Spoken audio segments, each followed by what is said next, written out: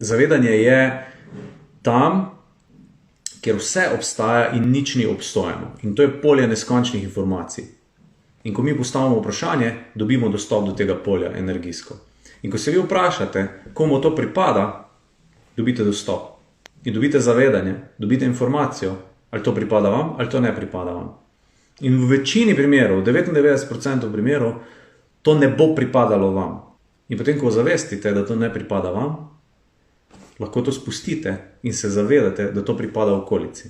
In vsi imamo to super naravno sposobnost zaznavanja. In vedno zaznavamo.